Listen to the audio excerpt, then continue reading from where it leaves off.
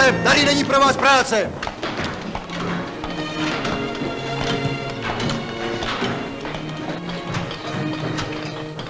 Johanko! Ale já hned zas musím jít, paní vyhubovala. Tak co, Stašku, ještě nic?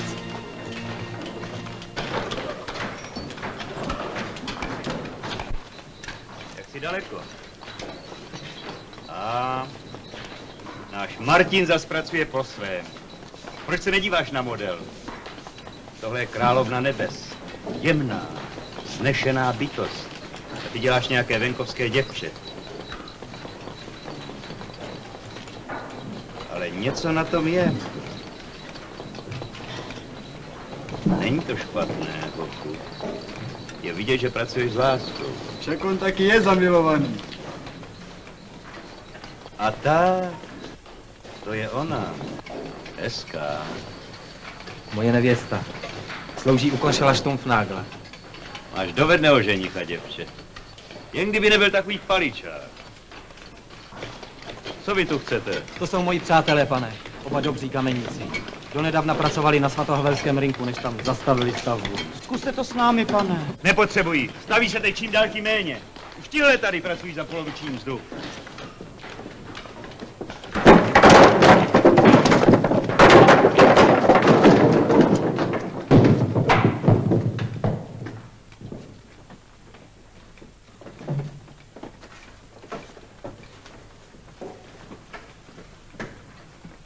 Je po něm.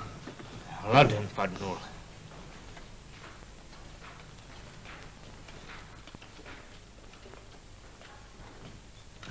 Jednoho člověka!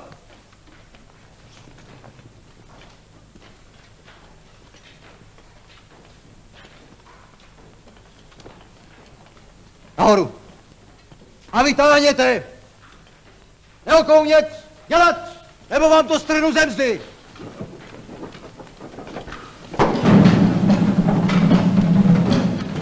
Slyšte, předčané! Slyšte, příčníci! Pojďte kupovat všemocné papežské odpustky! Dívejte se na tu maškarádu. To je farář Peklo. Hrozil mi, že dá mého tátu zahrabat za hřbitovní zdí. Vydřel ze mě poslední groš. Ještě mu to bylo málo. Tady je. Pojďte se mnou. Hej ty! Kde máš ty peníze, co jsi mi dlužen? Musel jsem zaplatit pekaři. Tedy pekař je ti milejší než tvůj duchovní pastýř? Ta holota nemyslí na nic jiného než na jídlo. Polož tu sekiru a pojď sem. No, bude to?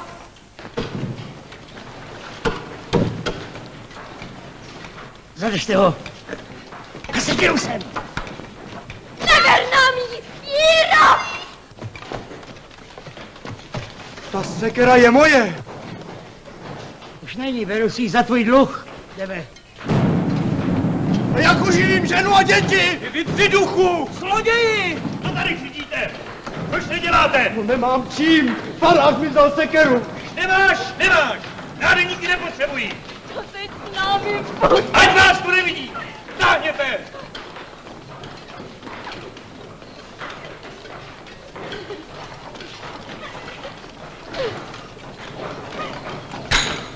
Ten má taky měsec místo srdce. Surovci, suroví.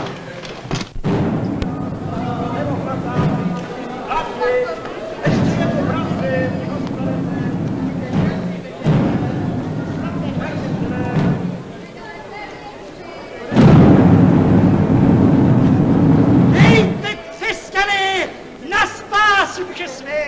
Dejte grošíky, které si nikdo stejně do hrobu nevezme. Podívejte se na hadího muže, bez páteře a bez kostí. Dejte udržet vzácní páni. Pomyslete, bídní příšnici, jaká strašlivá muka na vás čekají po smrti za vaše vy. Peklo straší staré baby. Podívejte se, jak mu čouhá čertovské kopyto z kleriky. Ale než doufejte, ta Papež se nad vámi slitoval a posílá vám všemocné odpustky. Který papež? Je jich asi kopa. Ten pravý, římský, Jan 23. Je ten, co ho lodi zvolili, aby byl do třetice všeho dobrého. Dodá kopu českých grošů, tomu odpustí milostivý Bůh 100 dní pekelných mukočistce. Ty jsi dobrodinec. Ten, kdo má peníze, přijde do nebe. A my s prázdnou moštou rovnou do pekla, viď? A vždy zněl tvůj rouhavý jazyk. Sepalči, máme vyhnat ty svatokupce? Počkej. Své duše, neutálejte. Vidíš to, mistře Stanislave? Na takový lístek vám potvrdíme, kolik jste si zakoupili v milosti. Ticho tady! Vyžejte ty otránce! Podívej se na ty žoldneře. Mají králový barvy. Očistí, ubozí. To není možné. A Pojďme odtud. Své Nevidíš, že brat jen papež! že jste dobří křesťané. Vítej, stařečku, Bůh zavede tvé kroky k nám. Pohleďte všichni na kajícího křesťana. Ten chudák nám přinesl vše, co má. Já je nesu na těch velební kozy. Jedni odpustí. Ty zloději! Vrať mi mou sekeru! Lidi, to není služebník boží! To lháš! Jak můžeš slibovat odpuštění hříchů? Jen Bůh může odpouštět hříchy. Maminko! Tásko kacířská! Slyšíte je? Mluví z nich hůst! Ano! Ústa na vás! A cíti z Betléma! Hůst na vás!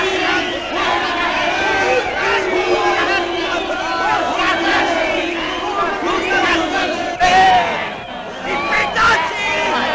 Vy smoláci ze smradas!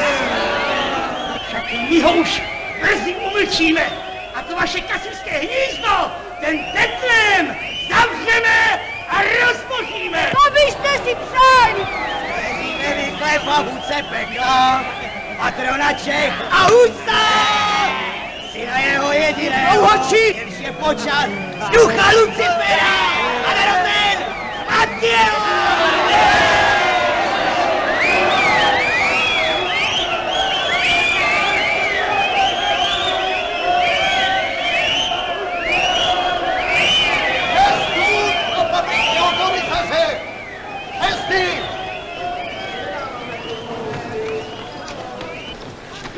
Sejte tady! Kdo se považuje rušit prodávání svatých odpustků? Tady ti kacíři z Betlému. Jsou posedlí tím ďábelským husem! Vykliďte náměstí! Polios král zakazuje přísně výtržnosti a rvačky na ulicích. Papežíka se neměli dobře chápat, že když to, co jiný má, tam, že můžu spávat.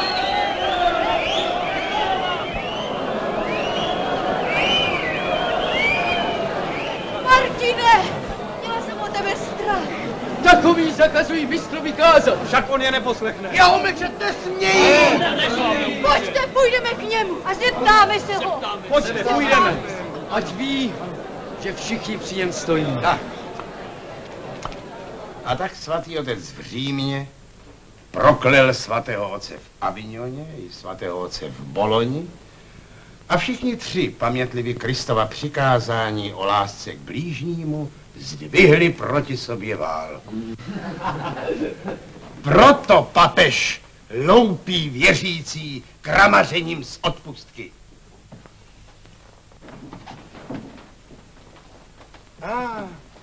Vítejte, moji milí. Rádi bychom s tebou mluvili o samotě. Pojďte dál. Pro dnešek končím, přátelé.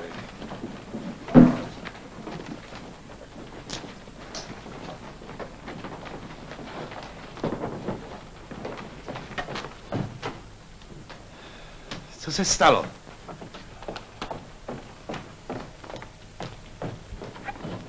Nevíš?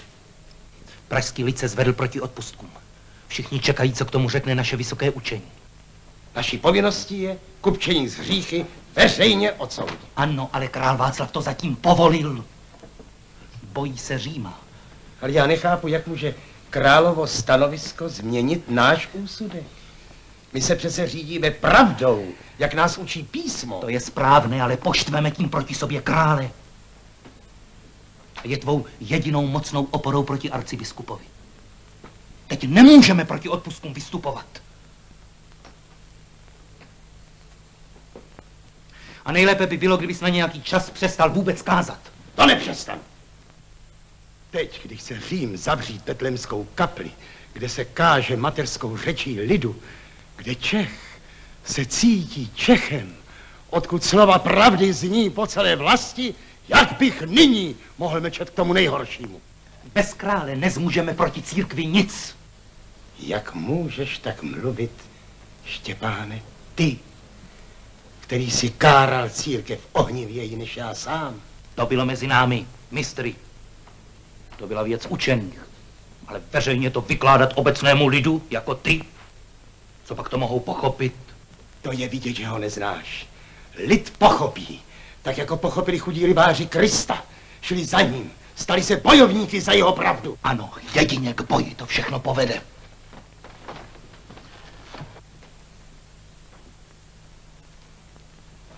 Mistře Stanislave, ty jsi první vedl mé kroky na cestě k pravdě. Nikdy ti za to nepřestanu být dost vděčný. Co ty mi radíš? Co já mohu říci, stařec nad hrobem? Oni mají hroznou moc.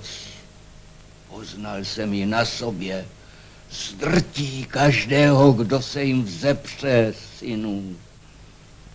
No tak se máme dívat, jak Řím vydírá a ochuzuje náš lid, jak všechno bohatství naší země plyne do ciziny.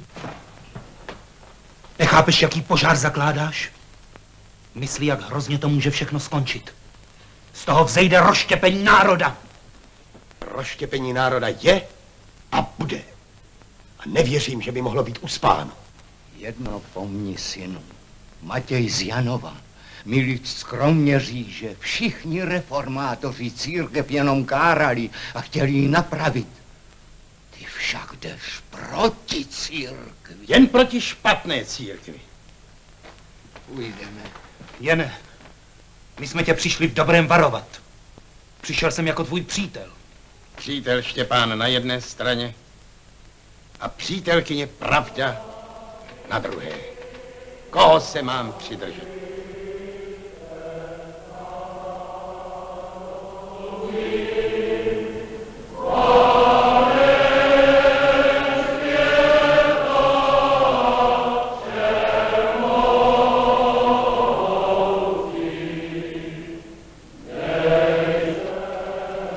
Slyšíš? A ty chceš, abych před tímto lidem zapřel pravdu a oklamal jej? Lid! Pícha tě, žene! Lid je ti nade všecko a nevidíš, že se řítíš do propasti. Mluví z tebe žárlivo, Štěpáne. Ty sám se ocneš nad propastí, budeš-li lidem pohrdat.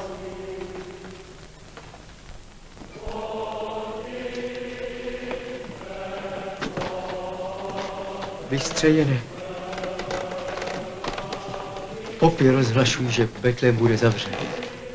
A že už v něm nebudeš kázat. Milý mistře, naši dole se bojí, co učiníš. Synáčku, rozvaž v této poslední chvíli. Neposlechni, mistře.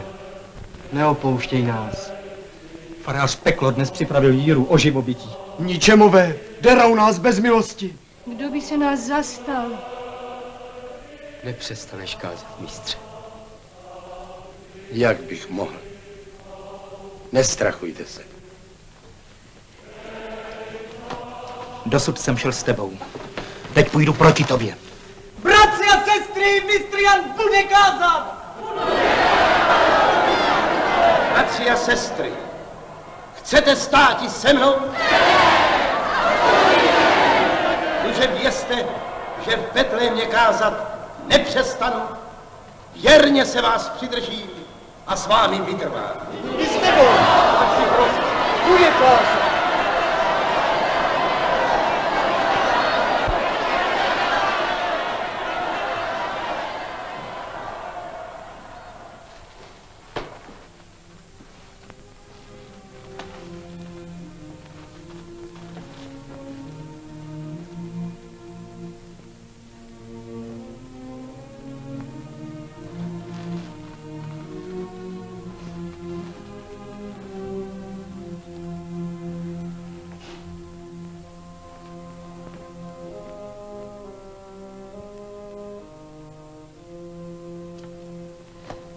Pojď se podívat, Johanko.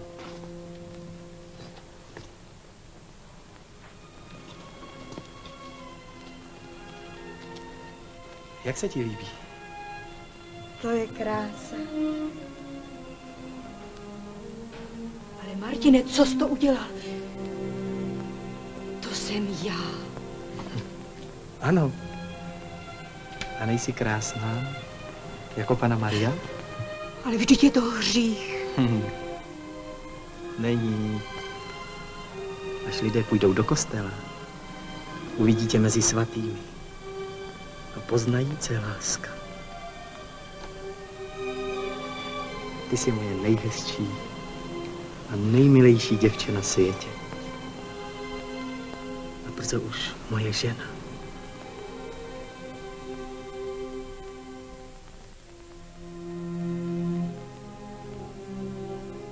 Písně stojí, že první budou učiněni posledními, poslední se pak stanou prvními. A k tomu praví mistr Jan. Hrozný bude soud nad vladaři světskými i posvěcenými, kteří uložili na lid zákony své místo zákonů Kristových. Za onoho dne řekl papež prelátům svým a biskupům: nejsem-liž já prvním náměstkem Božím na této zemi? I odpověděli mu biskupové a preláti jeho: zajisté, ty jsi prvním náměstkem Božím na této zemi, svatý oče. I řekl papež: a sluší se, aby náměstek Boží na této zemi, biskupové a preláti jeho, byli bez peněz? I odpověděli všichni: zajisté, to se nesluší. Usmál se papež a řekl: čeho je nejvíce třeba prostému lidu hříšnému? I povstal jeden biskup tlustý jako káč a odpověděl: odpuštění hříchů, svatý oče. I rozkázal papež: vyjděte tedy do světa a prodávejte odpustky. Čím více jich prodáte, tím lépe a veseleji nám bude. Tak jako hejno krkavců snesli se na tuto zemi prodavači odpustků, aby tu vyklovali kdejaké zrnko zlata nebo stříbra. Neznají slitování, jejich srdce jsou stvrdlá a jejich ústa zjedovatěla závistí a lží. Vším kupčí, všechno prodávají. Chceš pokřtít dítě? Zaplať. Vyspovídat se? Zaplať. Chceš poslední pomazání? Zaplať. Chceš loupit, vraždit? Zaplať a bude ti odpuštěno, ale podle toho, kdyby sám ďábel přišel a zaplatil, vstoupil by na nebes.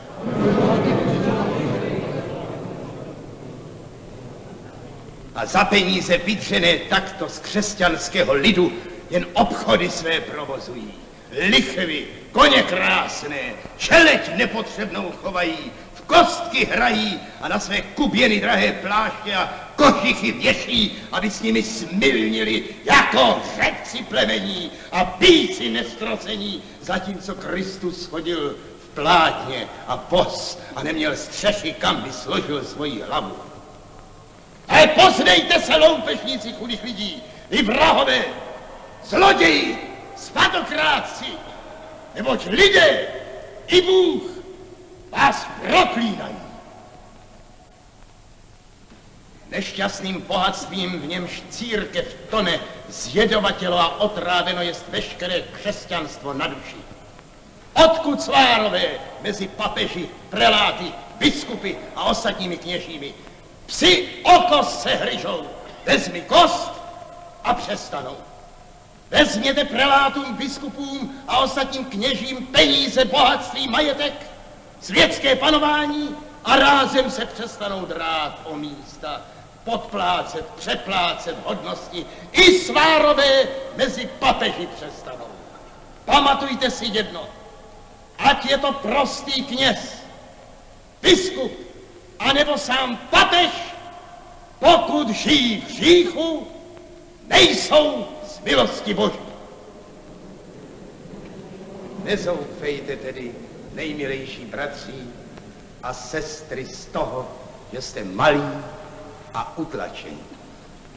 Vězte, že nad kněze, arcibiskupa či papeže žijícího v hříchu, prostý sedláček, tovaryš či žena chudá z lidu, žijící čistě a zbožně, větší jest před Bohem.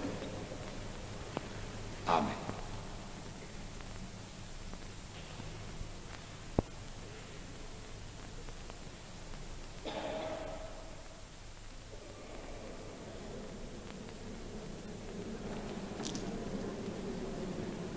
Jako když se bouře přežene a po ní je čisto a jasno v duši. A takového muže chtějí umlčet. A tuto kapli zavřít, rozbořit. Toho král ani já nikdy nedopustíme. Tak tedy není vůle Boží, aby jedni byli bohatí a druzí chudí.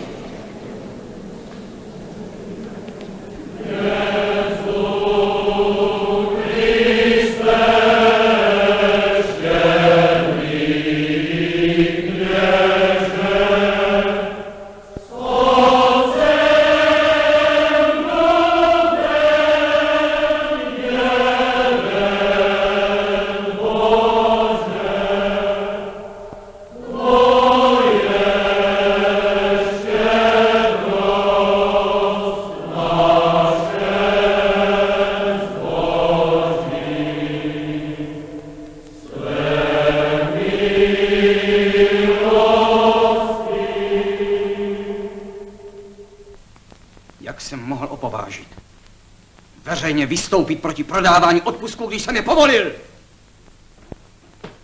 Chce na nás poštvat Řím? Však, králi, teď jde o korunu. Královská milosti, svatý otec, kardinál Dají, vysoká učení v Paříži, v Boloni, v Lipsku se už od Čech odvracejí, jako bychom byli stiženi morem.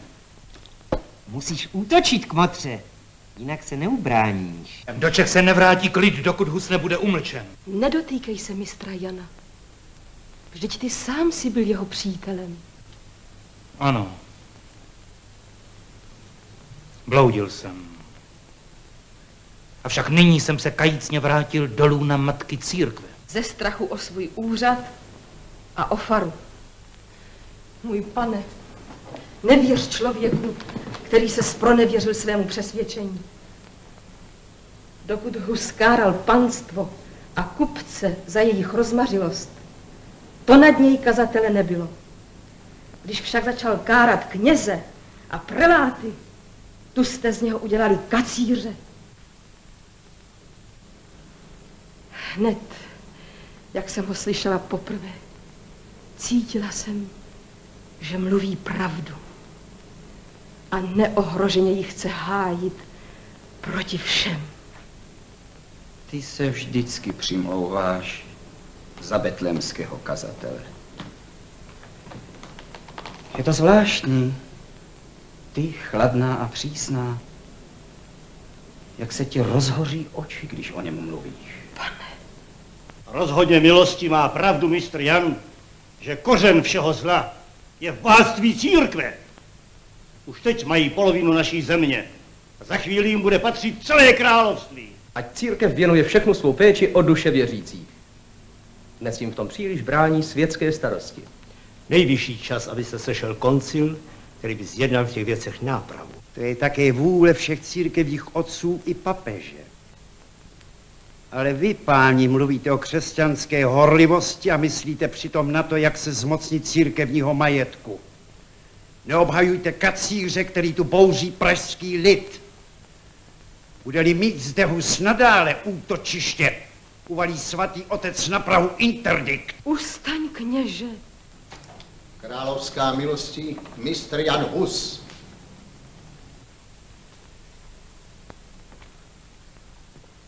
Ať vejde.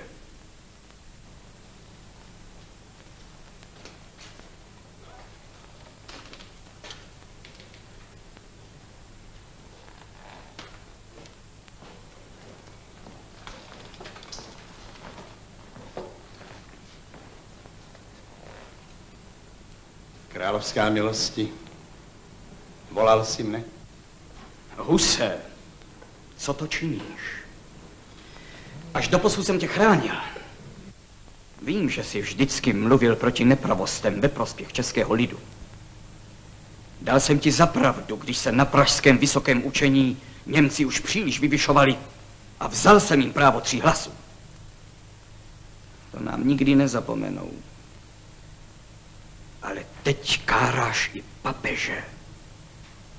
A nevíš, kdy přestat. Nemá dost na tom, že popuzuje lid ve svých kázáních.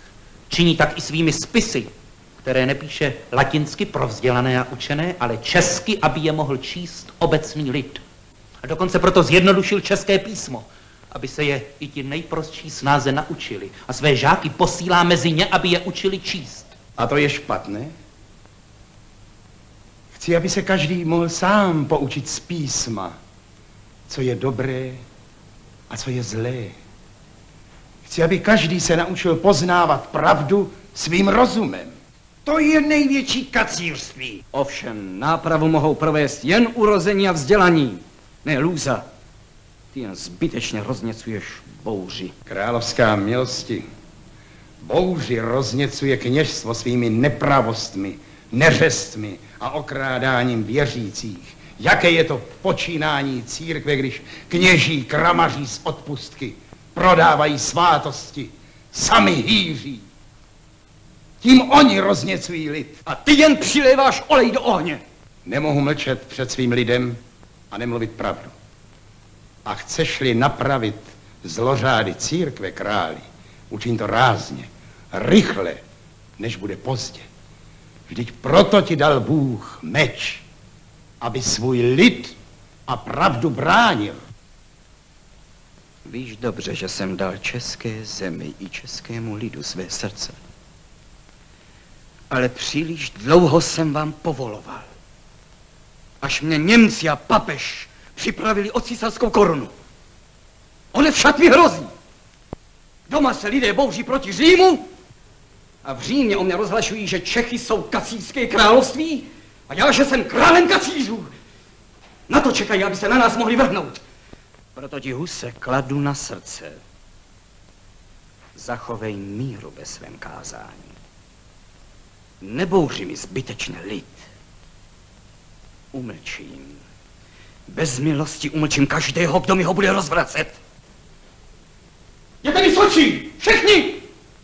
Nebude-li v Praze klid a pořádek, srazím vám hlavy!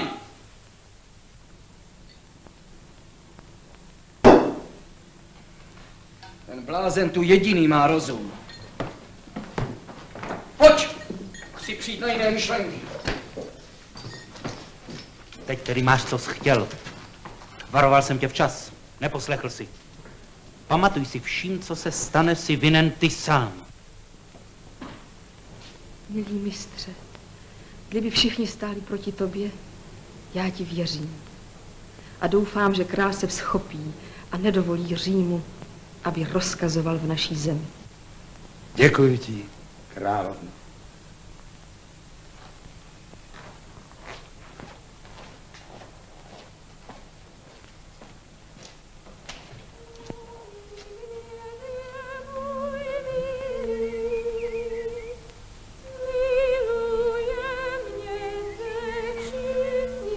Milost Boží s vámi v tento váš den svatební i v příštích.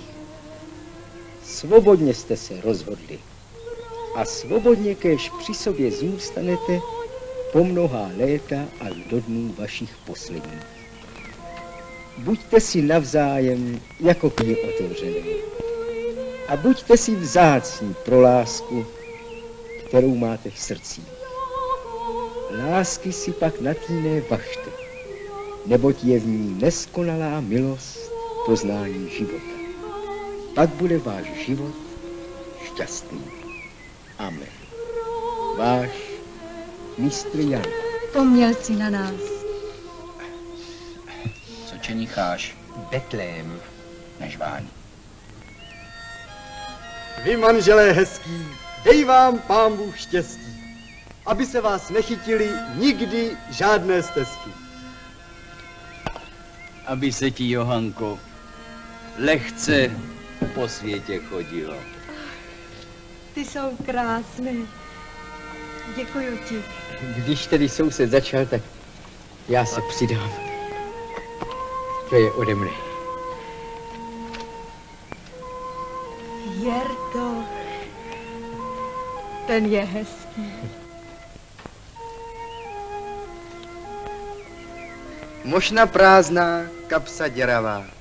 Nic neumím než kámen tesat. Tak jsem ti přinesl dárek od Pána Boha. Jsi hodný chlapec, Stašku. Děkuju ti. A já nejstarší naposledy. Děvenko, otcově svatby jsem to zavítí schovávala. Pro synkovu nevěstu. Ale tebe mám ráda jako vlastní dceru. Vezmi si to. Co vy mi všechno snesete. Buď v něm hodně šťastná. Máš hodného muže. Tak, ať vám chutná a myslete si, že je to pečeně. Jdi a řekni, ať jim tam dají víno. Venku se něco děje, všude plno lidí. Nechci nic vědět. Raději se podívej tamhle. Že by se to radši hned vdávala, víš? Já? To tak, aby mě muž pak doma zavíral na zámek. Máš pravdu, nevdávej se. Napij se mnou pořádku. Počkej! Pojď sem s tím.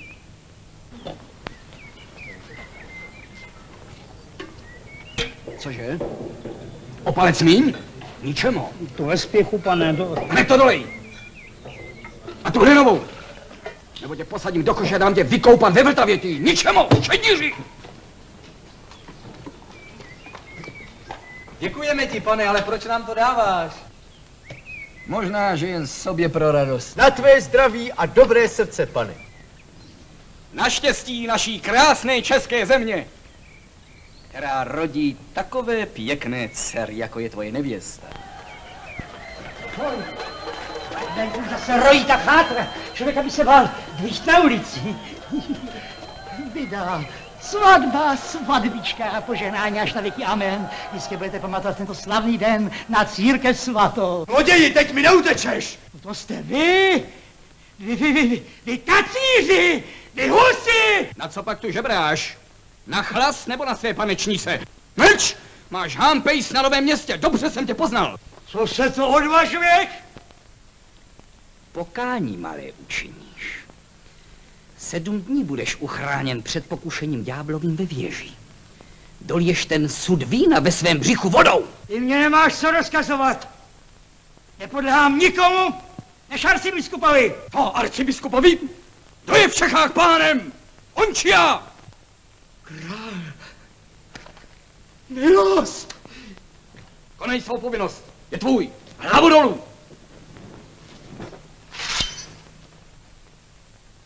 Holim! Utíkej! Bez hlavy! No k moce králi! Kdo zas budou do Říma žalovat? Hej! Víno sem! A celý mě!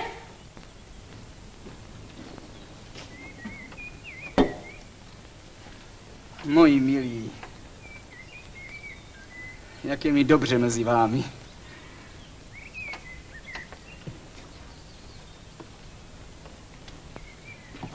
Krásný den.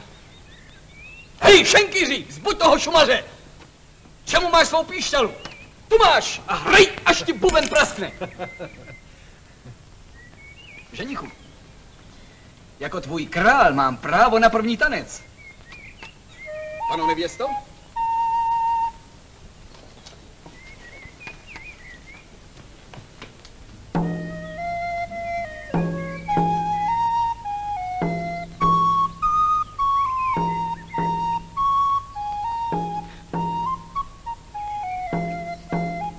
Jsi pěkná. Jak ti říkají? Johanka. Johanka.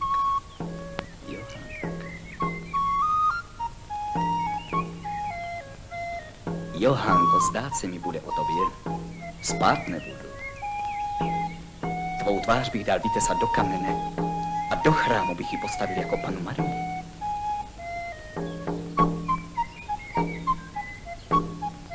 to můj Martin už sám udělal je kamení. Přijď ke mně na hrad. Ani za všechny poklady světa, můj králi. Děvče, i se mě líbíš. Ženichu, važ si své nevěsty, nedá tě za všechny poklady světa. A to je už jen vzácné. Pojďte se podívat. U radnice budou pálit papežskou bulu. Jsou tam všichni, pojďte rychle. Pojďte, pojďte. Počkejte, blázni, co vás to posedlo. Každou radost člověku pokazí. Zase hádky, srocování. Ale jen si hrajte.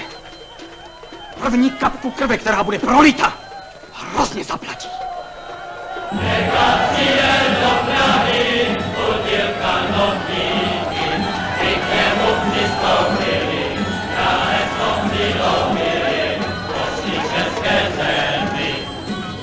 Kupte svaté odpustky, kupte, prodám lacino, můžete vraždit, svilnit, loupit, vše vám bude odpuštěno jen když zaplatíte.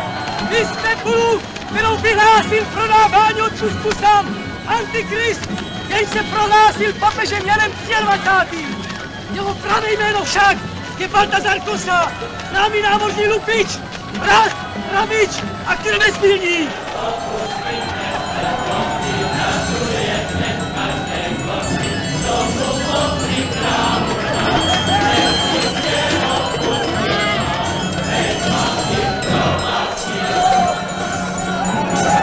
Tak jako schoří tato podvodná pula lží papeže Jana 23. Ať schodí v pekelném plameni všechna moc a pícha hříšné církve! Tovaryši, pojďte! Vyženeme kupce z kostelů! Vinil zase Hus. Pro tohle bláznění, abychom pomalu nechali obchodu. S Janovami přestali posílat peč. Hariberkovi odzekli úvěr. To již o peníze v kacířských čeká. Jak k tomu přijdeme? Proč už jenom král nestrestá tu českou chátru? Vypůjčovat si od nás peníze to dovede, ale na Husa ho nesmí nikdo sáhnout. Jdou rabovat kostely. Žádám městskou radu a ochranu kněží proti výtržníkům. Stráže do ulice.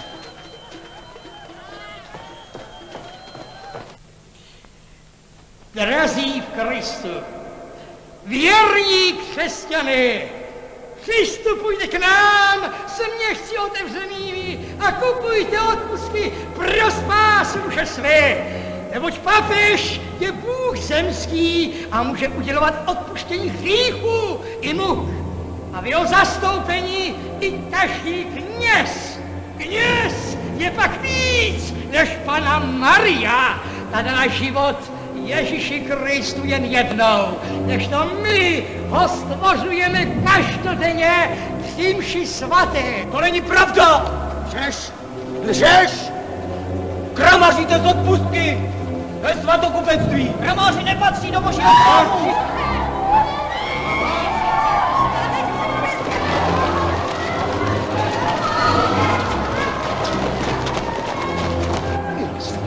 Milost! Já nechtěl! Mě nařídili! A teď ti nařizujeme my! Ode dneška přestaneš prodávat odpustky! Přísám, že už nikdy nebudu prodávat, je pro milosrdenství boží pusté. Co jsi to říkal tam venku o našem mistru? To ti taky nařídili? Jo, o Janu Husovi ani slůvko, ne. Opakuj po mně.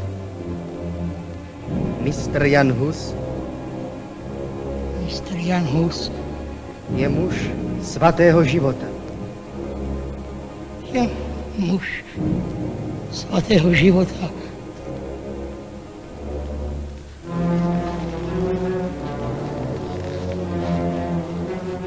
Utíkej! Ty pivný žoku! Vyžeňme ty kramáře! Tovaryši! A teď k svatému Jakubu!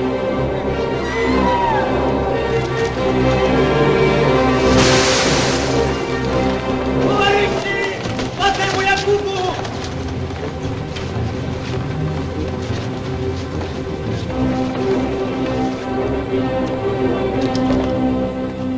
Tam ti tři. Ti je vedou. Vezměte je.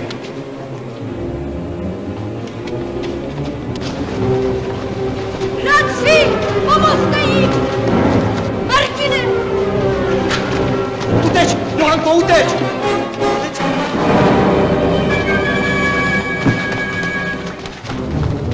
Dejte je do želez! Kacíře! Patří katoly!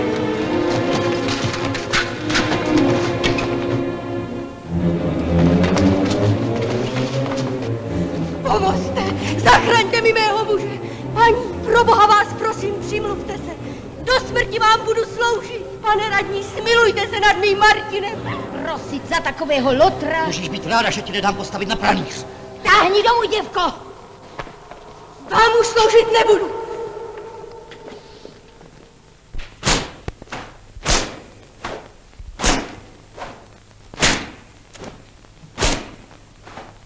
Je mi vás líto.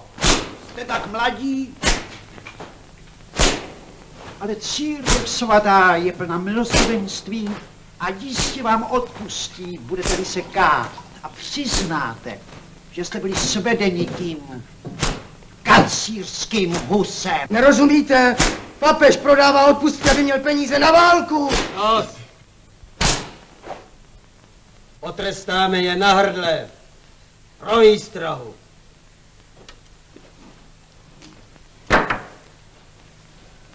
Vás Bůh potrestá. Pravdu neumlčíte nikdy.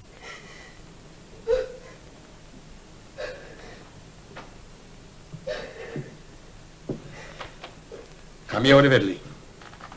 Na radnici. Neboj se. Postarám se, aby si se co nejdříve setkal se svým ženichem. Mám takový strach.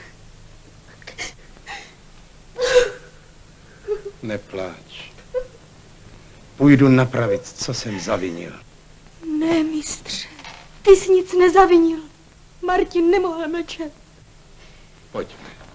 Oni se budou mstít. Neboj se. Končelé se neodváží. Chtějí nás jenom podstrašit. Těm mládencům nesmí být ublížen. Ty je zachráníš.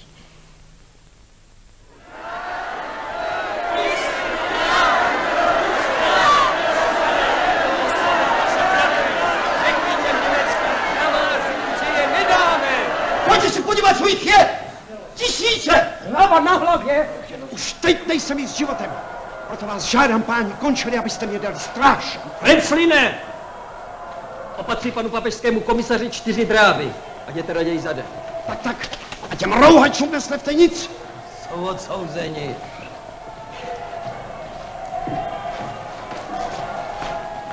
Je to pravda, že chováte ve vězení 3 mládence, které jste jali v Týnském kostele?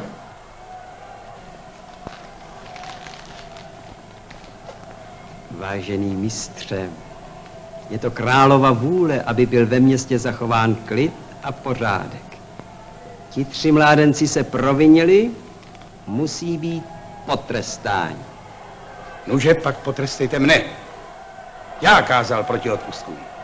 Oni jednali jen podle mých slov.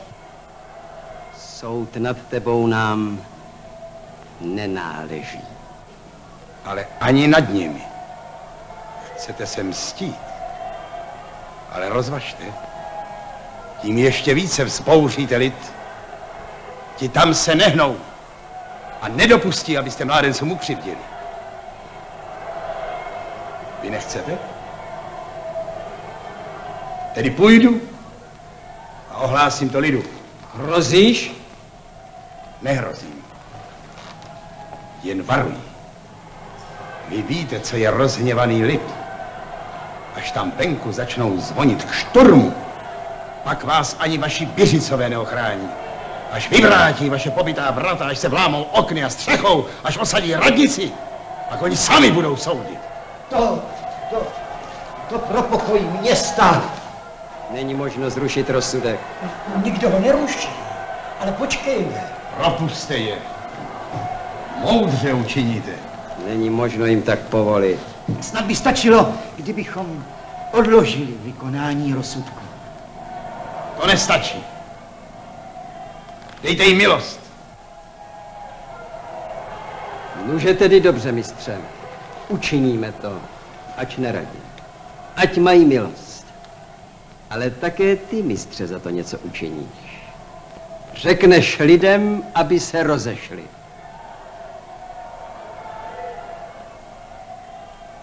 Když mi dáte své slovo? Jakmile se lidé rozejdou, otevřeme vězňům vrata vězení. Tak se všichni usnášíme. Tak, jistě. tak. Dobře. Věřte, že tím činem zachováte městu klid, jak si přeje král.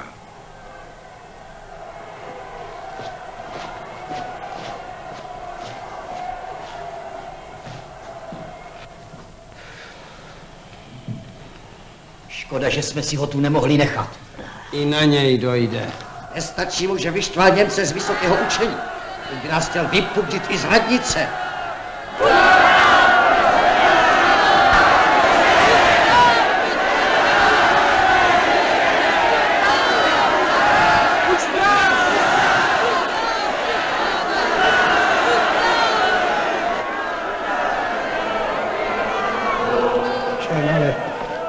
Ale má velkou moc.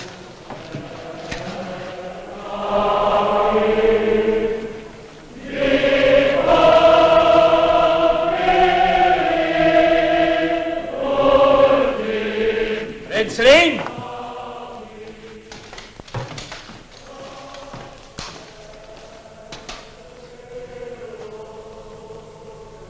Odveď odsouzené na popraviště, ale vezmi na to jen naše lidi. Českým piřicům nevěřím. Teď snad ještě ne.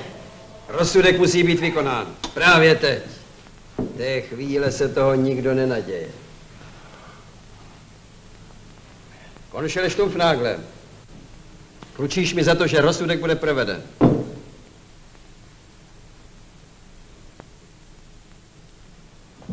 Rychle.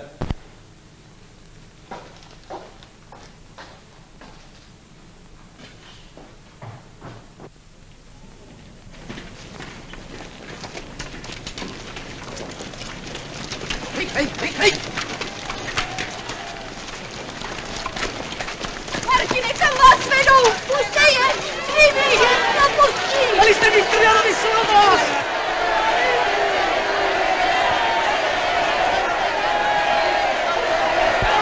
Dál se nedostaneme! Tak to provejte sami! Tady na místě! Okruhu! A rychle!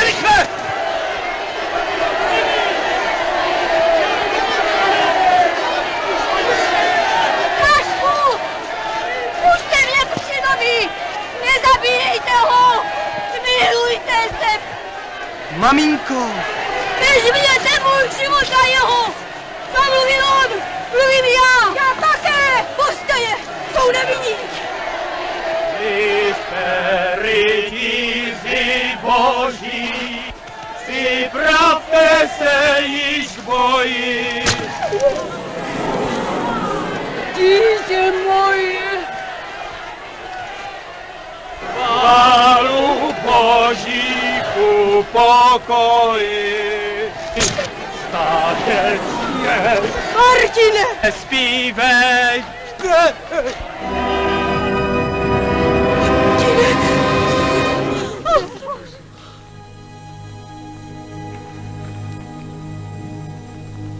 Tak se stane každému, kdo by se něčeho takového dopustil. Vy vrahové! Zase mě také, já byla s nimi! Mou hlavu si vezměte! Radši nebojme se umřít za pravdu, jako ti to mučedníci! Vezměte mne! Já s nimi vyháněl svatokupce! Zapte mě! Zapte nás všechny! Podejte! Vy přizbavějí! Bratři! Na ně bijte je!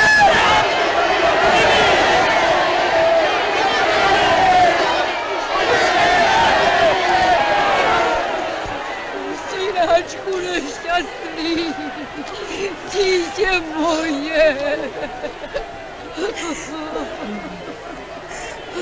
Bože můj, jak je to možné? Myslela jsem, že je zachráníš. Kdo by tušil, že poruší slib, že se odváží takové vraždy. Martine, miláčku.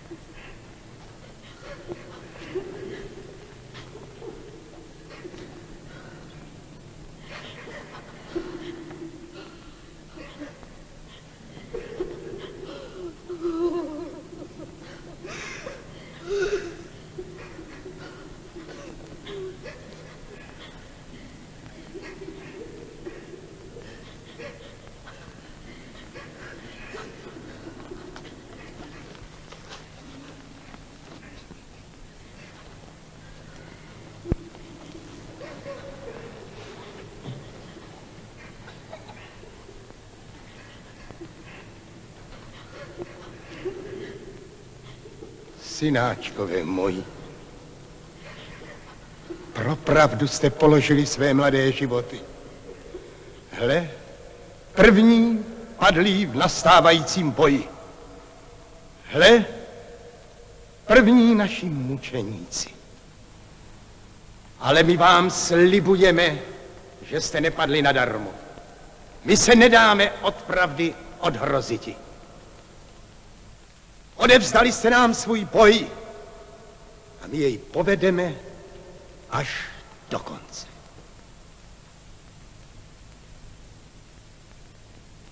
Já, Jan 23., sluha služebníku Boží, vyhlašuji na Jana Husa nejtěžší církevní kladbu jako napobloudilého kacíře. Nikdo mu nesmí podat chléb, ani vodu, nebo přijmout pod svůj krov. Všude po dobu jeho pobytu se zastavuje veškeré udílení svátostí, křtů, požehnání a pohřbu.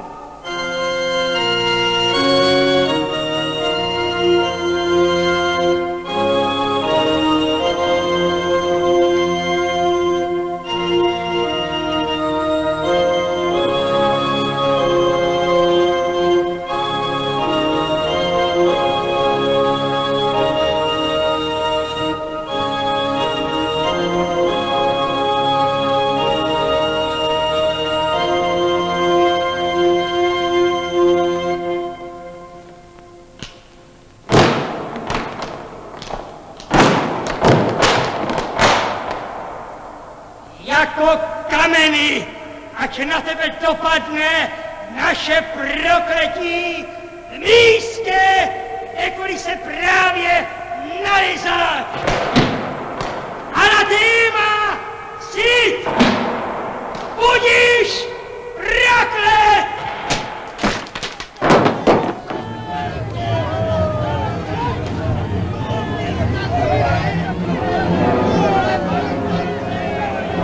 Němci táhnou na Betlém!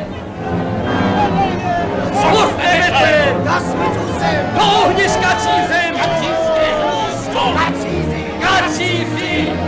Hradci Brnaně!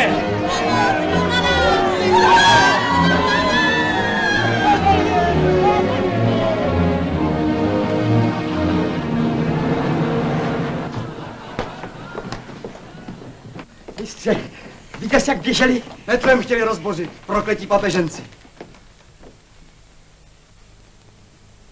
Děkuji vám, moji milí, ale myslím, že se musíme rozloučit. Ty nás chceš opustit? Už se na tebe neodváží. Ubráníme tě. Jsou chytří a krutí. Neslyšeli jste? Vyhlásili nad Prahou interdikt. A jak bych si mohl vzít na svědomí, aby umlčeli vaše kazatele, abyste nesměli křtít svoje děti a pochovávat své mrtvé, dokud budu v Praze. Ale půjdu-li na venkov, mohu kázat dál, jako bych byl tady s vámi. Tam už mne jejich moc nezasáhne. Nemám pravdu, bratře Poláku? Myslím, že máš pravdu. A co myslíš ty, Johanko? Můj Martin položil za tvé učení život. A já půjdu všude za tebou. Jsi hodná. A co říkáte vy?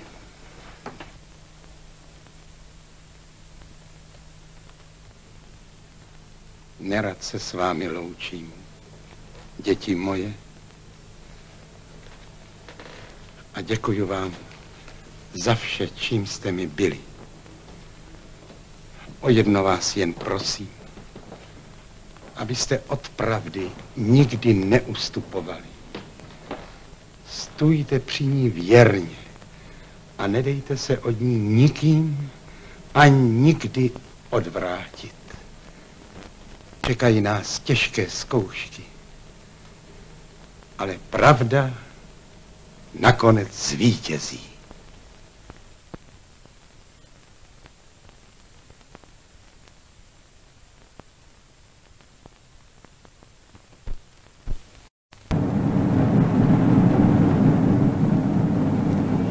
Trest Boží na vás!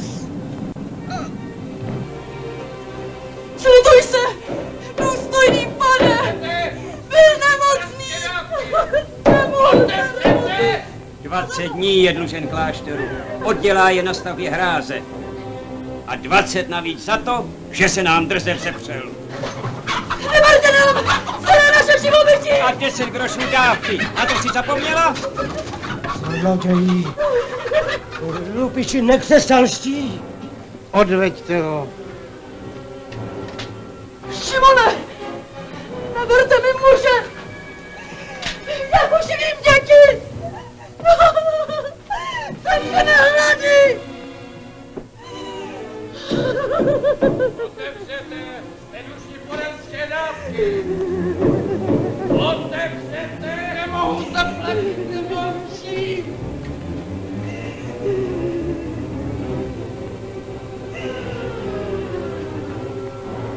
Neplač, pomůžeme ti. Takový život radši ležet v hrobě. Za co nás Bůh tak trestá? Bůh nás za nic netrestá. To zlá vrchnost. Říkal to nějaký kazatel. Neslyšeli jste o něm? Chodí po vesnicích.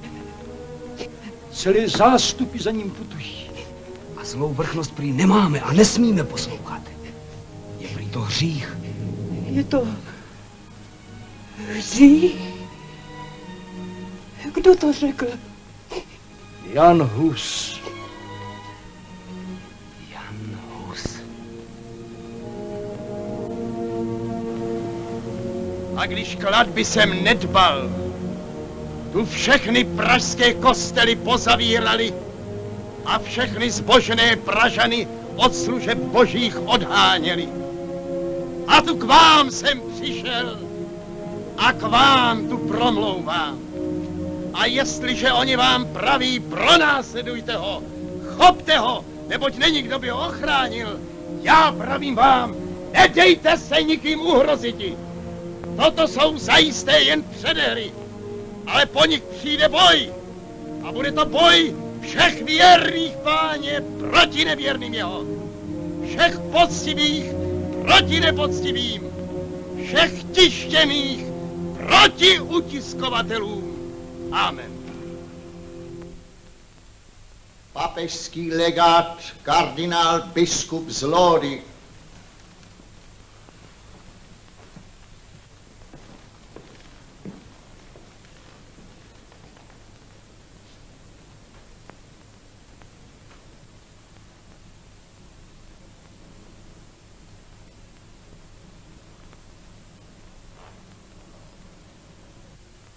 Králi Václave, jeho svatost papež Jan 23.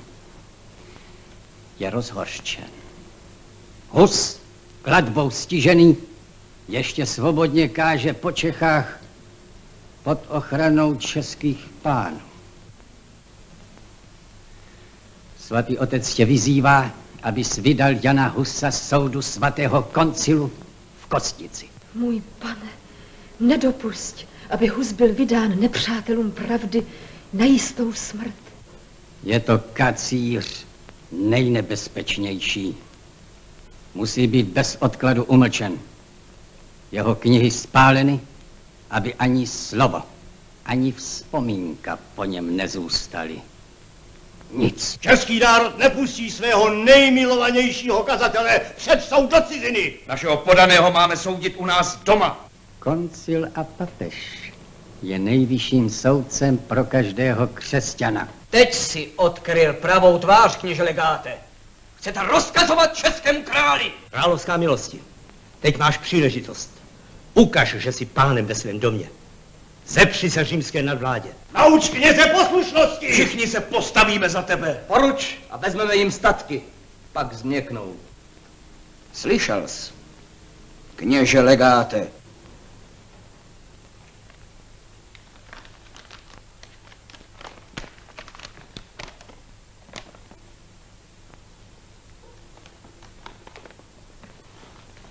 My, papež Jan 23. spolu s římským králem Zikmundem svolali do Kostnice koncil všeho křesťanstva, aby obnovil jednotu církve a vymítil všechno kacířství. Ty, Václave králi český, přinutíš Jana Husa, aby se tam dostavil na soud. Neučiníš-li to, vyhlásíme tobě a tvé zemi křížovou válku. Křesťanstvo celého světa povstane proti Čechům a rozdrtí je.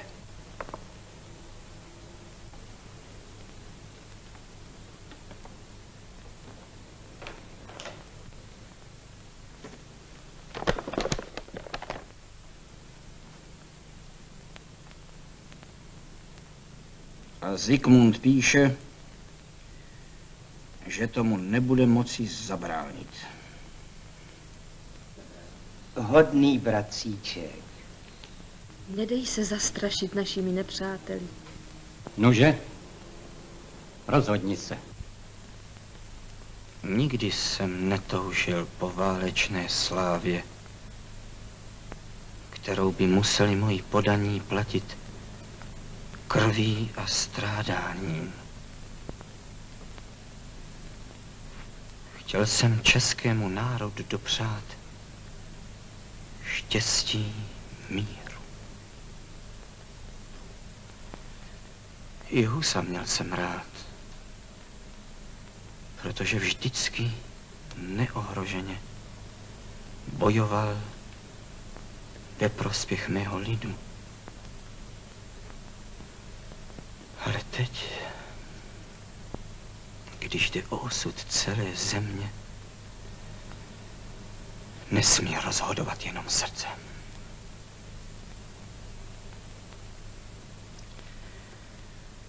Hus jistě bude vědět sám, co má učinit.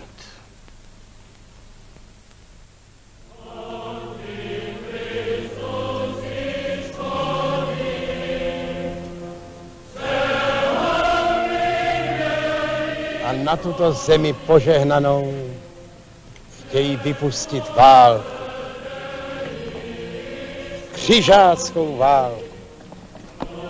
Jestliže by ses rozhodl jít do Kosnice, král Zikmund ti slibuje bezpečný klejt pro cestu tam i zpět. Ať dopadne tvoje vše jakkoliv.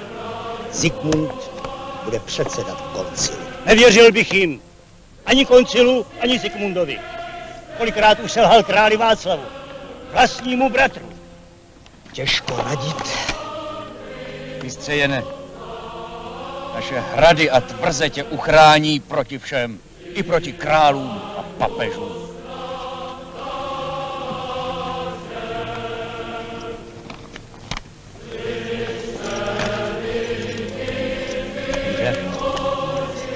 Jak se rozhodneš? Jaké rozhodování? Slyš? Tvoje píseň, mistře Jene. A moje odpověď.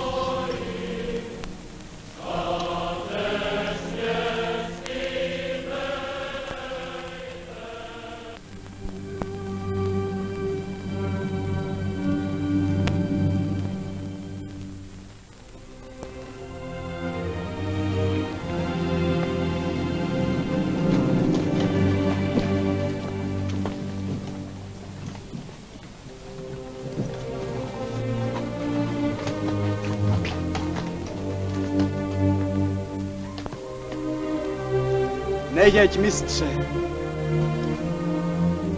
Poslyšte, moji drazí.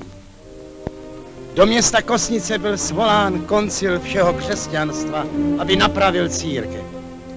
I mne vyzvali, abych tam před celým světem obhájil, co jsem kázal a učil. Proto tam jedu. Nepustíme tě. Nechoď, mistře, lákají tě do pasti.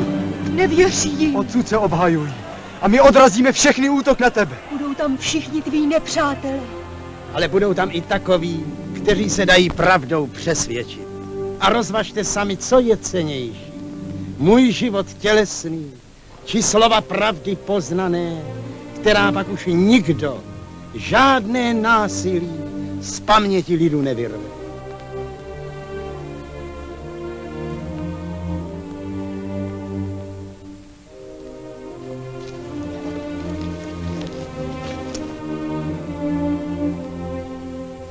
Milý mistře, člověče boží, Bůh buď s tebou, ale ty se už nevrátíš.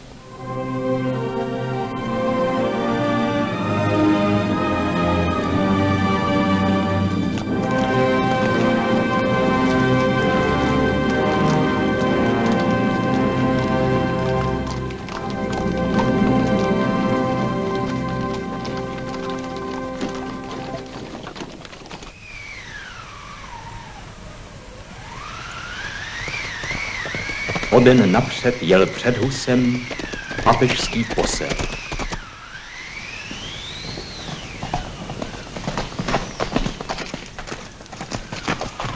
Ďábel! Ďábel jde nám v patách! Slyšte, němečtí křesťané, jede za námi, zakuklil se v kněžský šat, aby vás oklamal, ale pod tímto šatem ukrývá se hrozný kouzelník, Jan Hus. Pod zrakem stísne mléko matek a muži ztratí svou sílu. Varujte se pohledu na něho, zavřete své příbytky a ukryjte své děti, neboť v jeho podobě je ukryt sám arcisatanáš.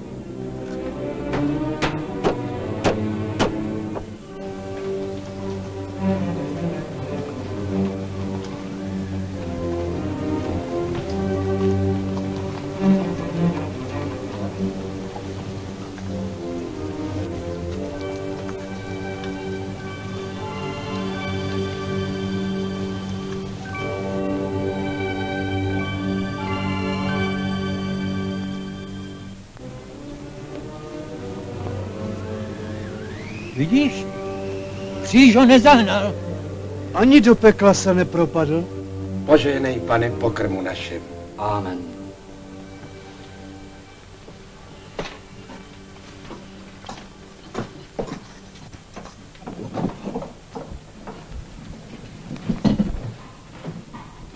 Jen pojďte dál, sousedí. Neostýchejte se.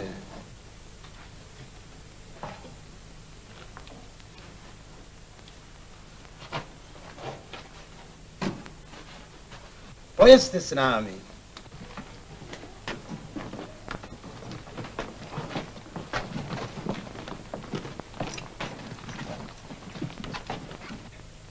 Ale posaďte se.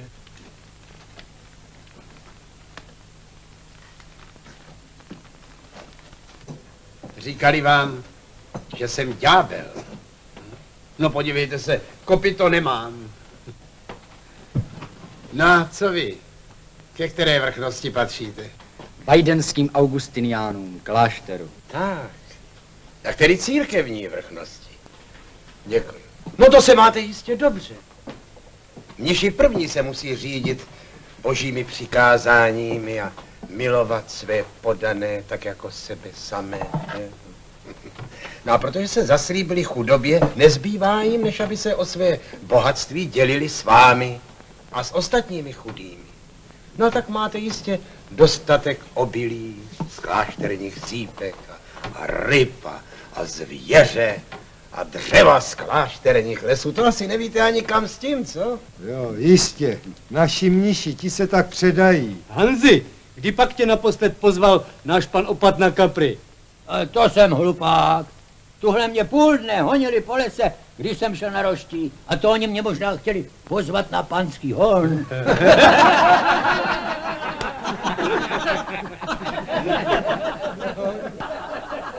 Důstojný bratře neodsuzuje. Mluví, co jim slina na jazyk přinese, ale jsou to dobří lidé. Vím. Však jsme si hned porozuměli. Každá vrchnost požaduje práci a platy.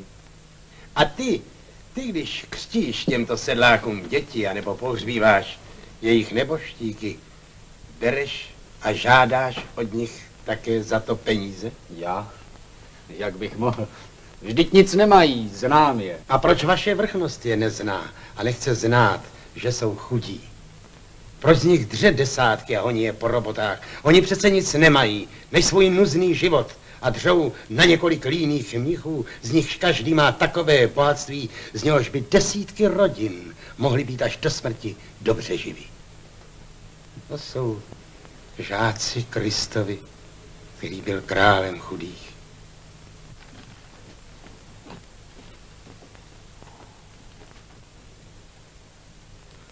Podaní mají pracovat, vrchnost poroučet. Tak je to určeno. Pravda. Bůh nám všem ustanovil vrchnosti, ale dal nám také v písmě svatém svá přikázání. A jestliže je vrchnost neplní a svým životem porušuje, koho sluší více poslouchati? Lidi či Boha?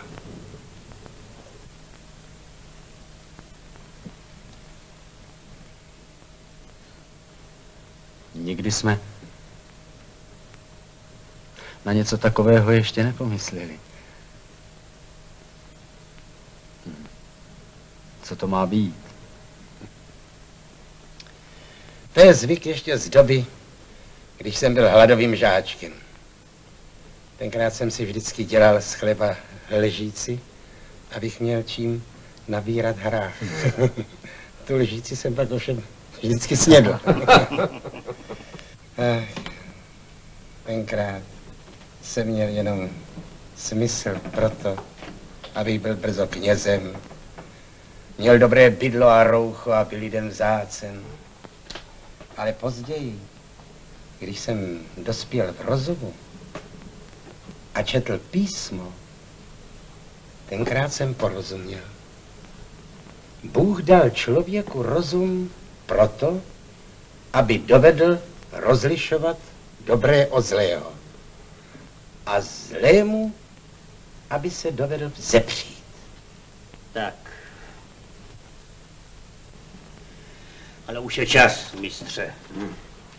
Před námi ještě daleká cesta. No tak nás propuste v lásce. Děkujeme za pohoštění.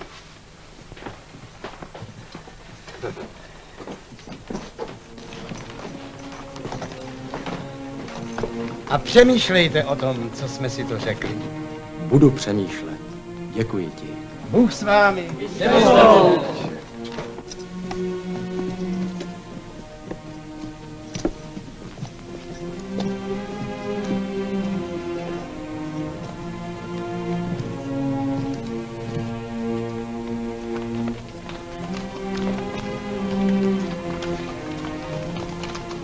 To je svatý muž.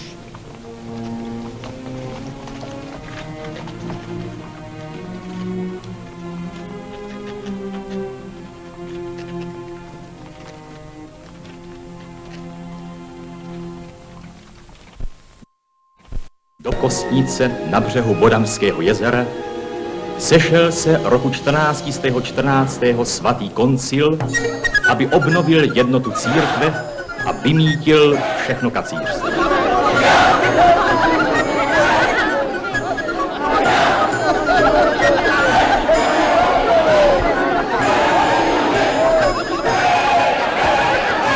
Malé městečko ožilo nevídaným ruchem, růzností jazyků a neslýchanou hříšností, a tak je nazvali Babylonem národu.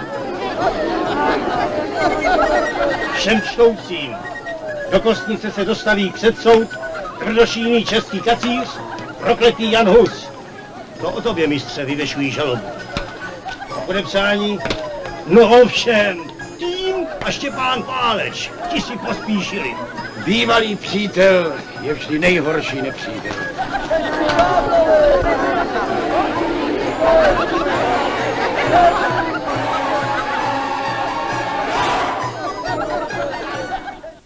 Ale přece jen je nutno mít se na pozoru. Jsou všeho schopni.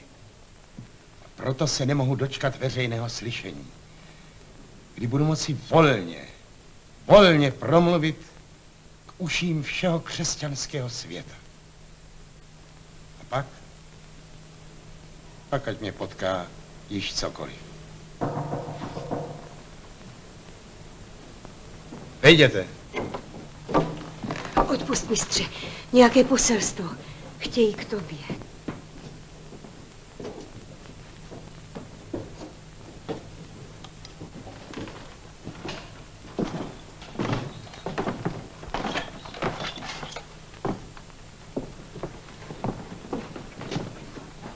Jan Hus?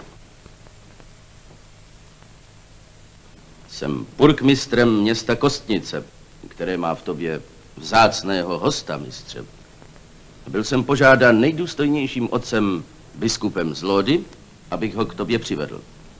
Přináší ti poselství od svatého sboru kardinálů. Ne poselství. Pozvání. Rádi by s tebou pohovořili.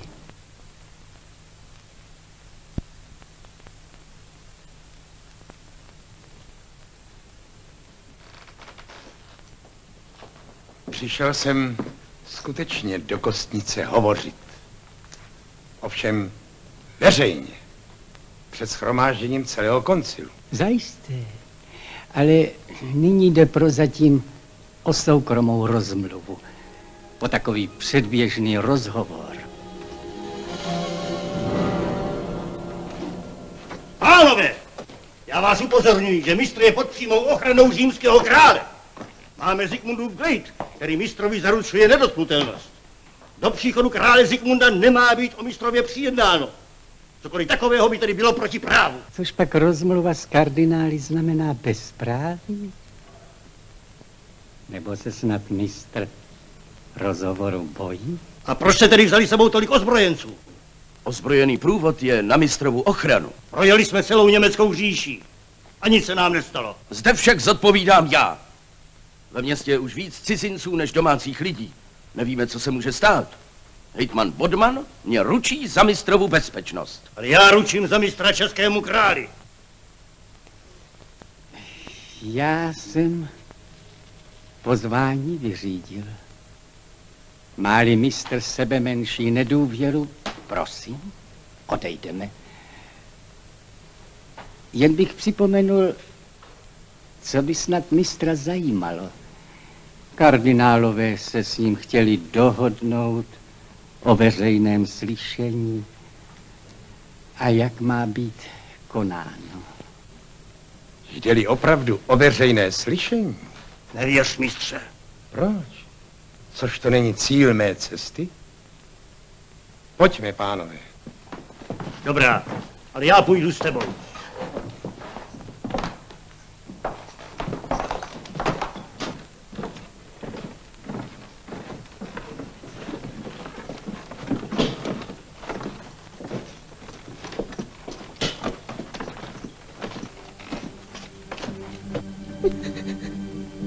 Jdi z cesty!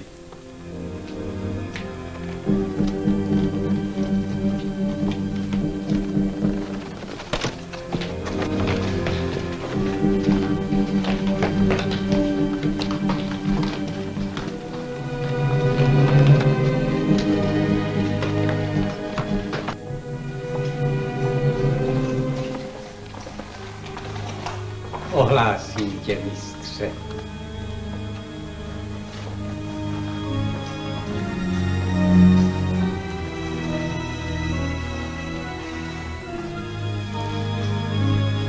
Nehnu se od tebe, dokud si tě zas neodvedu domů.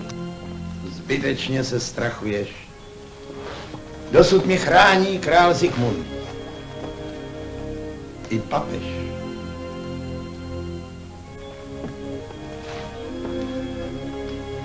Ctihodní kardinálové čekají.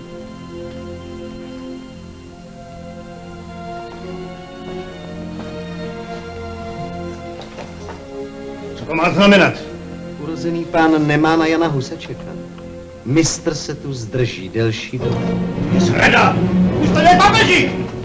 Papež ustoupil vůli svatého sboru kardinálů.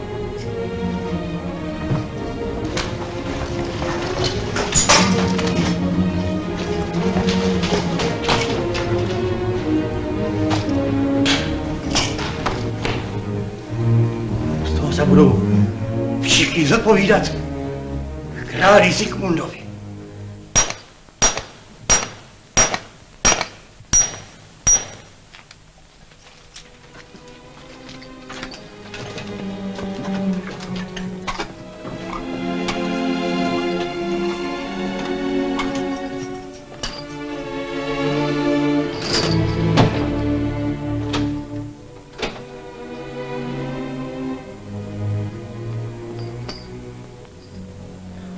Prosím vás, abyste se nelekali, až uslyšíte o mé smrti.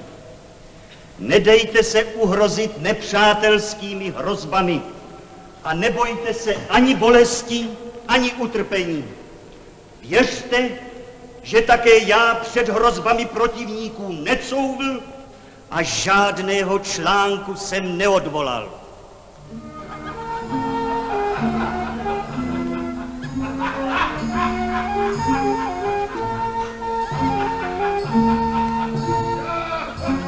Puste nás!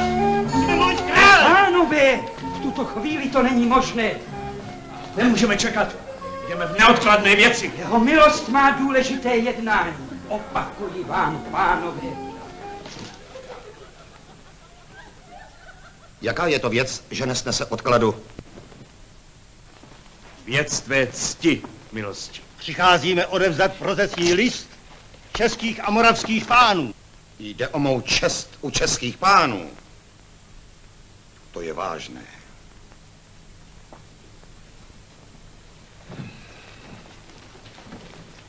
No, čtěte. Nejmilostivější králi Zikmunde, stěžujeme si, že nebyl dodržen tvůj slib, který zaručil Janu Husovi svobodu. Mistr Jan Hus je již půl roku žalářován na potupu všeho království, českého národa i krále Václava IV. Proto žádáme, aby byl podle spravedlnosti lidské i božské ze žaláře vyveden a aby mohl ve veřejném slyšení před koncilem svobodně vésti svou při. Jestliže se tak nestane... Dost! Dej sem.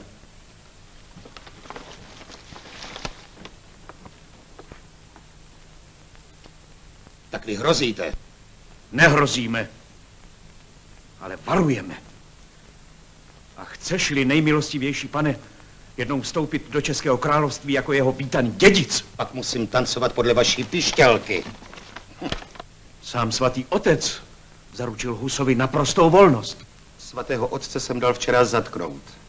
Pokoušel se utéci před soudem svatého koncilu. Tak vám se nelíbí, že jsem nedodržel slib? A kardinálové mi vyčítají, že jsem kacíři vůbec neměl slibovat ochranu. Vy asi nevíte, že stojíte před římským králem.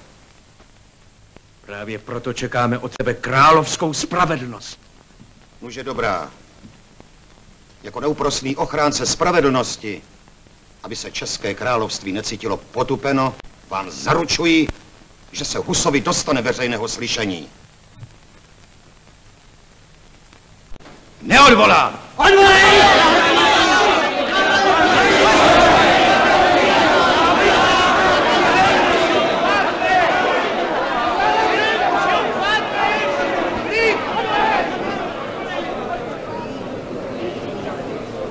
Domníval jsem se, že je lepší poctivost a řád v tomto shromáždění. Jak se opovažuješ nás soudit? Sám si souzen. Nepřišel jsem na soud, ale abych byl veřejně slyšen.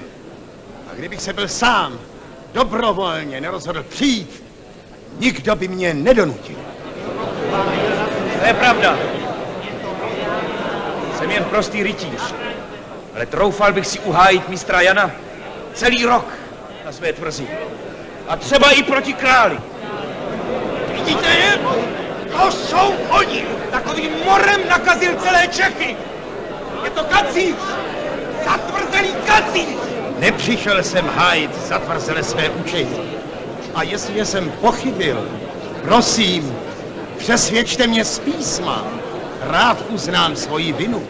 Jak se odvažuješ chtít disputovat se svatým koncilem? Není v tobě špetka pokory.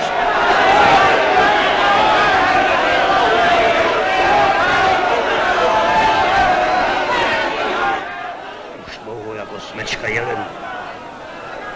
Příliš mnoho psů.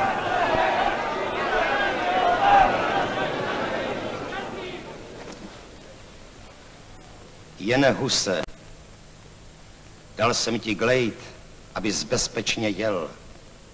Glejt ovšem nechrání před soudem. Také toto slyšení jsem ti vymohl, ale jak špatně odplácíš. Stále chceš poučení. Buď přece rozumný. Chceš být moudřejší než celé toto svaté shromáždění církevních otců? Všichni ti říkají odvolej. Co ještě chceš víc? Nejmilostivější pane a králi, děkuji ti za glejt i za toto slyšení. Sám jistě znáš jejich cenu, ale nemohu odvolat, co jsem neučil.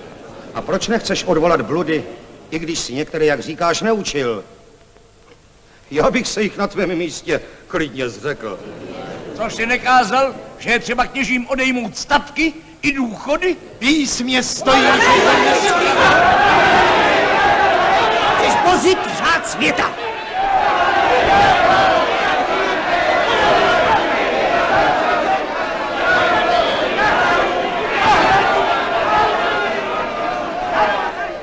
A neříkal jsi, že není třeba slepě poslouchat vrchnosti? Tak, ale s výhradou... Páčí. Nejmilostivější králi, vyslechni, bude tě to zajímat. Opakuj přesně, jak je to v tvém spise. Netřeba poslouchat vrchnosti duchovní ani světské, nařizuje-li co neprávem, anebo žije-li v hříchu. Ani císaře? Ani císaře.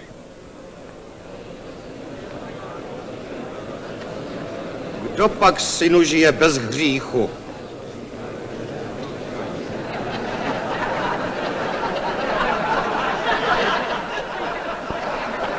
To si každý švec má sám rozhodovat, jestli mu vrchnost nařizuje správně či nesprávně?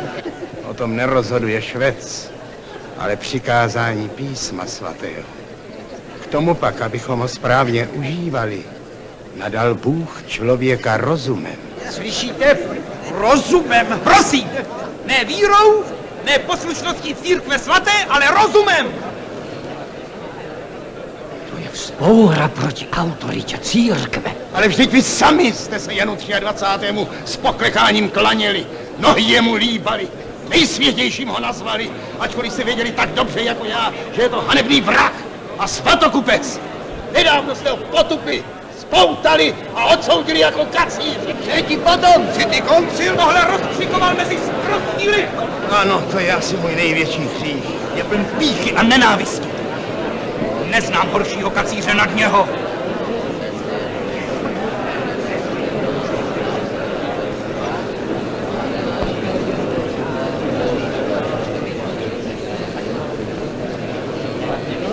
Nuže, ptám se tě, Jenehuse, naposledy. Odvoláš, pak můžeš počítat se schovívavostí dobrotivého koncilu, anebo zvolíš smrt na kacířské hranici. Nemám volby mezi odvoláním a upálením. Mohu volit jen mezi pravdou a lží. A pravdě chci zůstat věren do smrti. Tedy neodvoláš. Neodvolám, protože jste mě nepřesvědčili. A měl bych nyní ze strachu před trestem, který rychle pomine, zapřít boží pravdu. Mlč! Její záhy mne umlčíte navždy. Svaté pravdy však neumlčíte. Za jednoho mučeníka povstane jich 12 nových a ti dovedou k vítězství. Sám ses odsoudil. Budeš vyvržen zlou na církve jako ovce prašivá a odevzdán jako usvědčený kacíř světské spravedlnosti. Odvejte ho.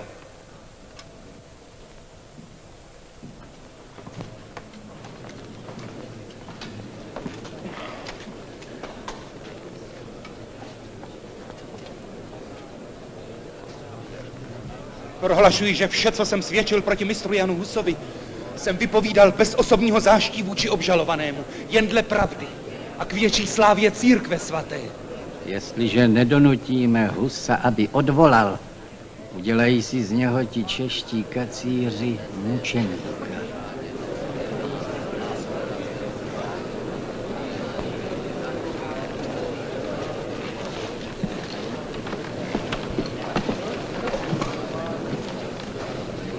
Příteli, nebojíš se přede všemi podat ruku zavrženému? Mistře nejdražší.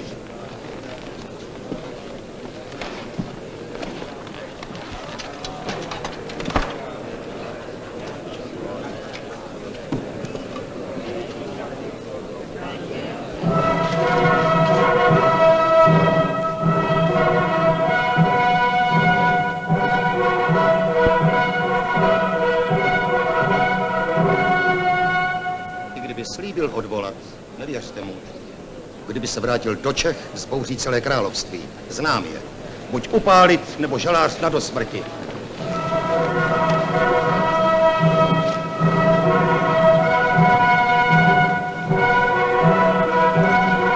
Slyšel jsi? Místo, aby se ho zastal. Pěkný dědic české koruny. Šelma Ryšava. Těchhle slov bude litovat. Nikdy mu je nezapomeneme.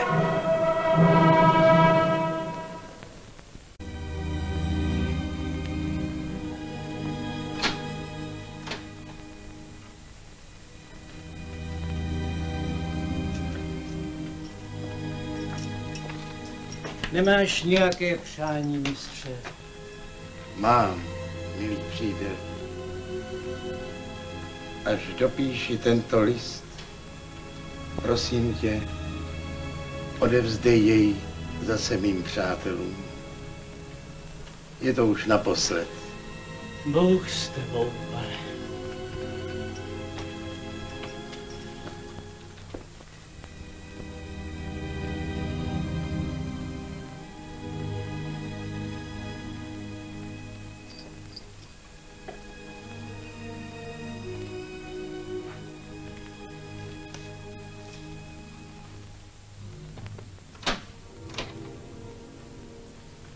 Volal jsi mne. Ano. Chci, abys mě vyspovídal, Štěpáne. Poslední den se mi přiblížil. Proč právě já? No, protože mne nejdéle znáš. A pak, protože jsi Čech jako já. Ty jsi na mě vzpomněl?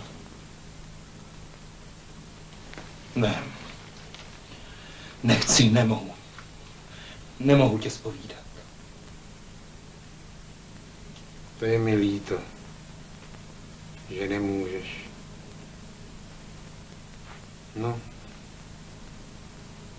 mé knihy už odsoudili k spálení. A slyšení mě už nedají. No tak tedy, to je konec. Mluvíme spolu naposled. Jene, ve jménu našeho dávného přátelství zapřísahám tě, podrob se. Zachraň se, odvolej. Stále jedno a totéž. Odvolej. Hrozbami mě nepřinutili. Teď posílají tebe? Věř, že mě neposílají. Sám jsem se rozhodl a věř, ze srdce tě žádám. Uvaž jen, co zlého již vzešlo ze tvých slov doma v Čechách. Štěpáne, Štěpáne. Kdysi jsme byli spolu jako rodní bratři. A teď stojíš proti mně. Ty jsi mi nejvíc ublížil. A je teď tvá duše spokojena? Je to marné. Odpusť. S Bohem.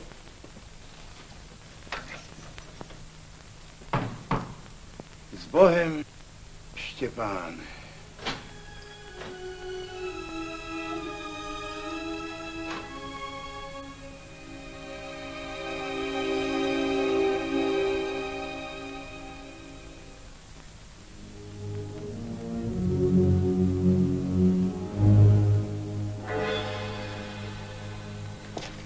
Zůstaň sedět, synu.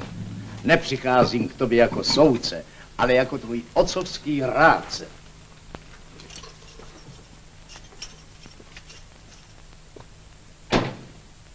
Zde mohu mluvit jinak, nežli tam před shromážděním.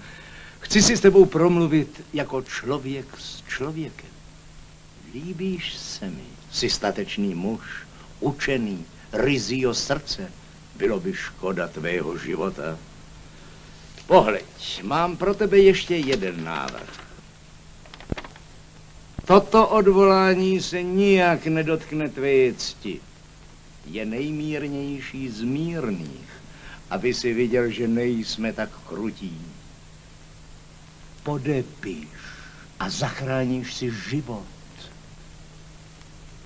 Jaký by to byl život, když pomyslím, jak hrozně bych tím pohoršil svůj lid,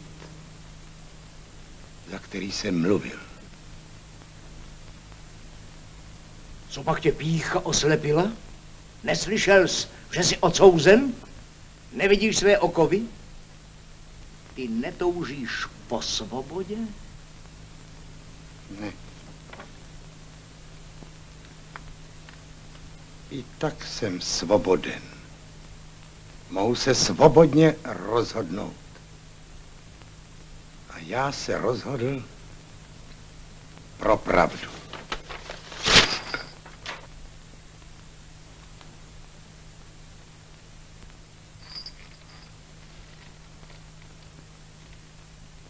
Jsi tak prostý, nebo tak ďábelský?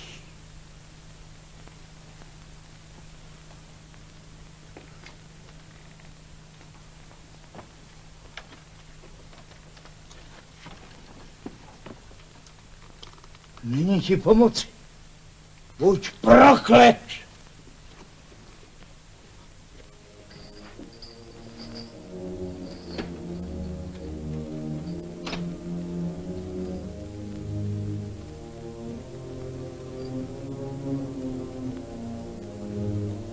Neposlechni, mistře. Neopouštěj nás. Kdo by se nás zastal? Můj Martin položil za tvé učení život.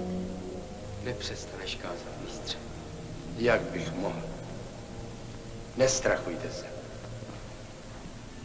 Bratři a sestry, chcete stát se mnou? Takže vězte, že kázat nepřestanu. Věrně se vás přidržím a s vámi vytrvám.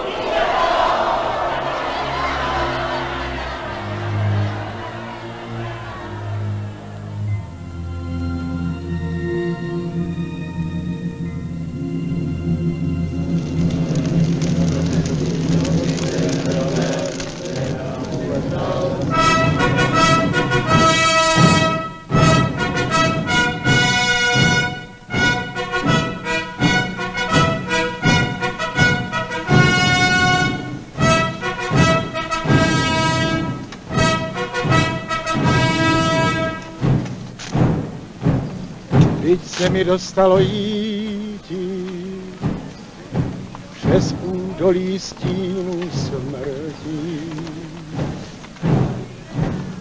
Nebudu se báti zlého, neboť ty se mnou jsi.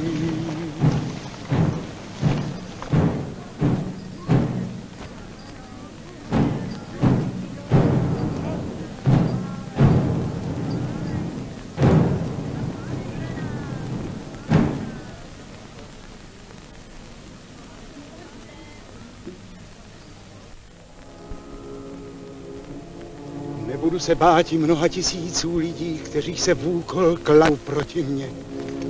Milostně začneme. Není třeba spěchat, pane maršálku. Stav ještě v poslední chvíli odvolá.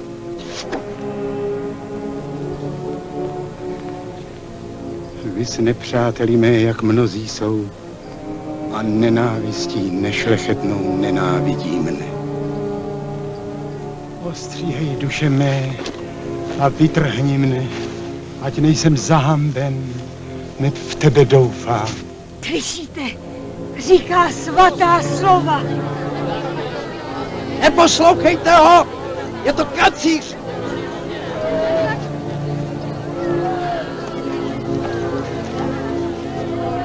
Bratři a sestry, nevěřte, že jsem učil bludy. Já jen kázal, že zlou a špatnou vrchnost, ať církevní, ať světskou, nemáte a nesmíte poslouchat. Přátelé, Drazí přátelé. Teprve teď nám dovolili s tebou mluvit. Pozdravte všechny doma. Mé přátelé z vysokého učení, doktory, mé bratry milované, ševce, krejčí a písaře také. Pozdravte. A řekněte jim, ať jsou pevní v poznané pravdě, tak jako já jsem do poslední chvíle. Pospěšte si! S Bohem, moji milí.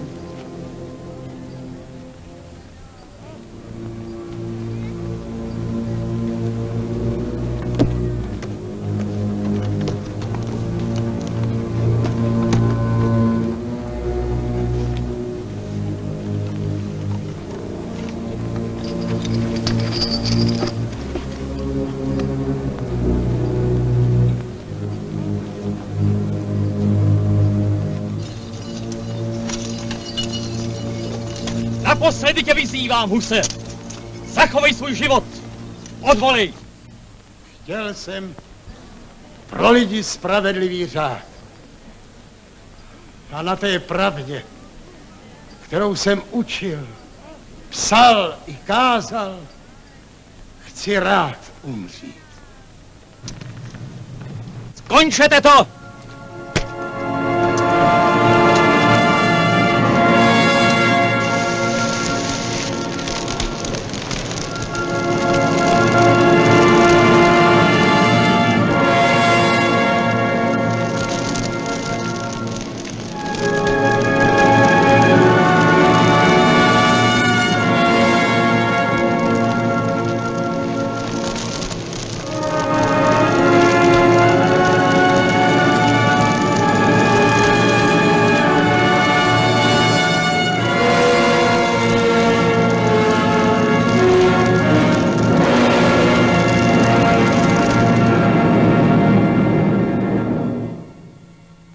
Nestrachujte se těch, kteří tělo zabíjejí, ale víc činiti nemohou. Jakož já, Jan Hus, stoje v předvečer smrti, jsem se jich nezalekl. Stůjte proto v poznané pravdě. Nedejte se nikdy a nikým od ní zapuditi. Služte pravdě, žijte pravdě a pravdu braňte až do smrti.